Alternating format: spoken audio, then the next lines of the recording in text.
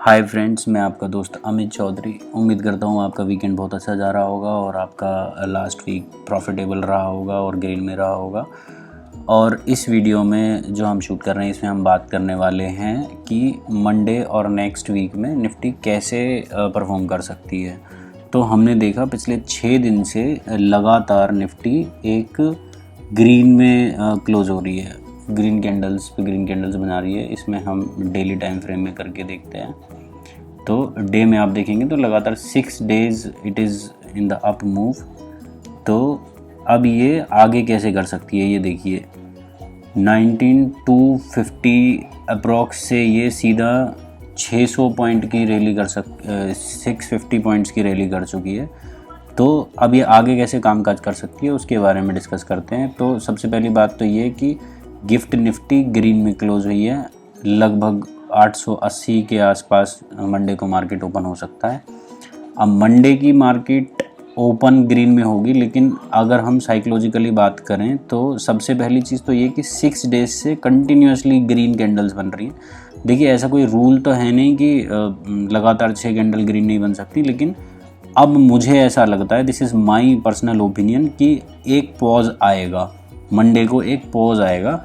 तो 880 के आसपास गैप अप हो सकता है, क्योंकि ग्लोबल मार्केट में आपको शो करूं, ये देखिए यूएस मार्केट ग्रीन में क्लोज हुई है, यूरोपियन मार्केट भी ग्रीन में क्लोज हुई है, गिफ्ट निफ्टी अच्छी खासी बढ़त के साथ में बंद हुई है। तो इसका इम्पैक्ट मंडे को शो हो सकता है।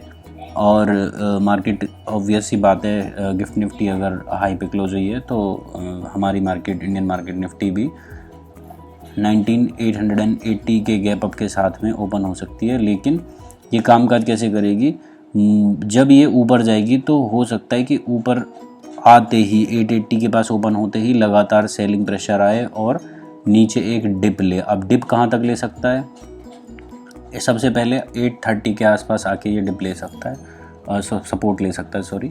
तो उस सपोर्ट के बाद में बाइंग आ सकती है, लेकिन वो बाइंग हो सकता है कि सस्टेन ना करें और फिर से एक नीचे की तरफ डाउनवर्ड मूव आ जाए और 800 तक के लिए ये डाउनवर्ड मूव रहे। उसके बाद सेकंड हाफ में ये थोड़ा सा अपवर्ड मूव देके जहां आज की क्लोजिंग है उसके आसपास में 840 830 के आसपास में क्लोजिंग दे। अब ऐसा मैं क्यों कह रहा हूँ, क्योंकि अगर देखो 20,000 1990 900 19,900 एक तगड़ा 920 के आसपास एक तगड़ा रेजिस्टेंस है निफ्टी के पास में, और 900 भी उतना तगड़ा नहीं है जितना ज़्यादा जो रेजिस्टेंस है वो हमारा 20,000 20,000 वो साइकोलॉजिकल नंबर भी है 20,000। और एक बहुत ज़्यादा कॉल राइटर्स के हिसाब से देखोगे आप तो वहीं पे बैठे हुए हैं 20,000 पे। ऑप्शन चेन में अगर आप देखोगे ओआई डेटा साफ साफ अभी के हिसाब से दिखा रहा है कि 20,000 ही बिगेस्ट रेजिस्टेंस है। उससे पहला जो रेजिस्टेंस है वो 900 है, 19,900 है।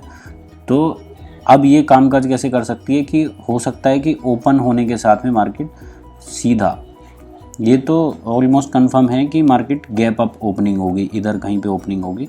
अब यहाँ ओपनिंग होगी, लगातार वो नीचे की तरफ ट्रेवल करे, नीचे की तरफ ट्रेवल करेगी, कोई प्राइस एक्शन बनेगा तो इसका पहला जो सपोर्ट पड़ेगा वो 830 पे पड़ेगा। 880 से 830 40-50 पॉइंट्स है, बट काम करना है। कोई भी प्राइस एक्शन बनता है, कोई भी हमको नीचे का साइन मिलता है तभी हमको सेलिंग करनी है। और मैं आपको बताऊं कि ये जो जोन है 800 से लेके और 860 तक का, ये हो सकता है कि इसमें टाइम पास करें मंडे पूरा दिन।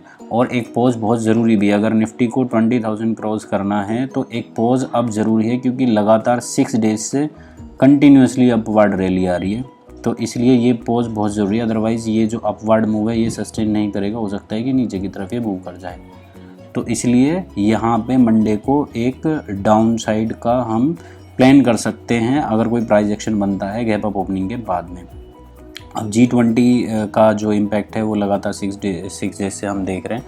अभी किस तरह से मार्केट इसको ले रही है वो हमको नहीं पता, इतना इम्पैक्ट क्यों आ रहा है, लेकिन हाँ मार्केट में अपवर्ड मूव स्टार्टेड है, चल रहा है, वो सबको दिखाई दे रहा है। तो अब मेरा जो ओपिनियन है वो ये कहता है कि यहाँ पे गैप अप ओपनिंग के बाद में it will pose over here. तो इस जोन में ही ये मंडे को काट सकती है। फिर हमको देखना पड़ेगा नेक्स्ट वीक में ये मंडे के बाद में फिर से ये अपवर्ड मूव बनाए। तो 1-2 दिन का पॉज ऑब्वियस है यहाँ पर, तो इसी हिसाब से प्लान करें, सेफली प्लान करें, बहुत ज़्यादा अपवर्ड कॉल बाय करने के लिए अग्रेसिव ना हो। और अगर ये ऊपर जाएगी या नीचे जाएगी, देखो हमको मार्केट में क्रिकेट बनना है, हमारे ओपिनियन के हिसाब से नहीं चलना। Market is the supreme, price भाव भगवान से, ये सभी जानते हैं। तो अगर कोई रिवर्सल का साइन बनता है, डाउनवर्ड का कोई प्राइस एक्शन बनता है, तभी सेलिंग करनी है, अदरवाइज़ तब तक सेलिंग नहीं करनी है। हो सकता है गैप अप ओपनिंग के बाद अपवर्ड रैली भी देते, बट उसके चांसेस मुझे लगता है कि कम है। बट अगर अपवर्ड की देगी तो कैसे प्लान करना है, उस पर हम बात कर लेते हैं। एक सेकेंड, उस पर हम बात कर लेते हैं कि अपवर्ड में काम करेगी। तो गैप अप ओपनिंग के बाद में अगर कोई प्राइस एक्शन बनता है तो सबसे पहली जो मेजर रेजिस्टेंस है आपका, वो 19,900 होगा। 19,900 को अगर रिटेस्ट करके जाता है तो फिर सीधा जो रेजिस्टेंस है वो 20,000, बहुत फास्ट रैली आएगी। अगर 19,917 के ऊपर निकलती है मार्केट, तो 917 के ऊपर निकलते ही 20,000 के लिए बहुत फास्ट अपवर्ड मूव मिल सकता है। तो हम यहाँ पे अपना प्रॉफिट 900 पे बुक करके, अगर अपवर्ड मूव का यहाँ पे हमको गैप अप ओपनिंग पे कुछ भी साइन मिलता है, तो यहाँ पे फर्स्ट टारगेट बुक करके सेकंड टारगेट ट्रेल कर सकते हैं। फिर और अगर गैप अप ओपनिंग के बाद में अगर नीचे का कोई प्राइस एक्शन बनता है, यहाँ नीचे की तरफ मूव करती है निफ्टी, तो फिर हमको पहली जो रेजिस्टेंस है वो 830 के पास में है, 830 तक के लिए प्लान करना है। 830 को अगर ब्रेक करती है तो 800 से नीचे मुश्किल चांस है मंडे को आने के 800 पे, और बहुत बड़ा पुट राइटिंग का जो स्कोप है वो अवेलेबल है अभी। लेकिन कोई प्राइस एक्शन बनेगा तो उसके बाद में सीधा हमारी जो नेक्स्ट जो सपोर्ट है वो 7 रेजिस्टेंस है वो 750 पे है, और उसके बाद में सीधा 730 पे। तो इसके हिसाब से प्लान करना, सेफली प्लान करना, क्योंकि 6 दिन लगातार अपवर्ड मूव करने के बाद में इस मंडे और ट्यूसडे को मार्केट हो सकता है कि ट्रैप करे। अब बात कर लेते हैं बैंक निफ्टी की। बैंक निफ्टी के बारे में देखिए, बैंक निफ्टी ने बहुत अच्छा किया कि ये जो क्लोजिंग है वो 45,000 के ऊपर क्लोज की है, तो ये एक पॉजिटिव साइन है।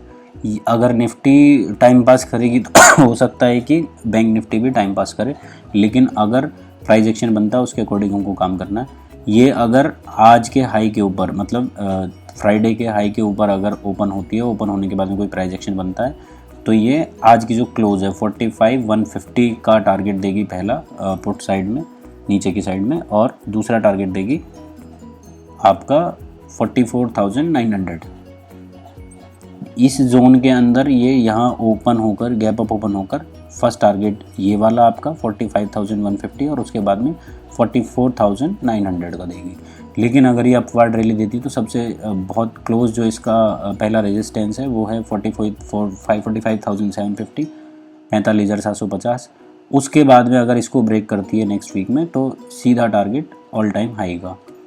उससे बीच में ये कहीं भी रुकने का स्कोप कम है, ये भी बहुत फास्ट मूव देगी अगर इसके ऊपर ये कोई प्राइस एक्शन बनाती है तो। देखिए दोस्तों, एक चीज़ और बता दूं आपको, ये कोई रिकमेंडेशन नहीं है, कोई भी कॉल या टिप नहीं है, ना ही हम कोई भी ऐसी पेड सर्विसेज देते हैं। कोई फ्रॉड अगर आपके साथ में होता है तो उसकी रिपोर्ट करें, और इसको भी एक एजुकेशन की तरह लें कि कैसे लेवल्स के थ्रू प्ले करना है।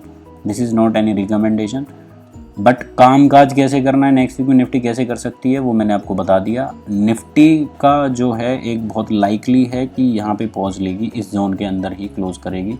गैप अप ओपनिंग होती है किसी की, अगर पुट होल्ड पे है तो वो वेट कर सकता है, थोड़ा शुरू में 15 मिनट का वेट कर सकता है। डायरेक्टली अप मूव हो सकता है कि गैप अप ओपनिंग के बाद में थोड़ा ऊपर जाए, उसके बाद में नीचे आए, तो थोड़ा वेट कर सकते हैं। कब तक? जब तक कि ये इस हाई के नीचे ना आए। और ऊपर कब तक वेट करना है? 90,910 तक वेट कर सकते हैं। उसके बाद में हो सकता है कि एक शार्प डाउन मूव देखने को मिले।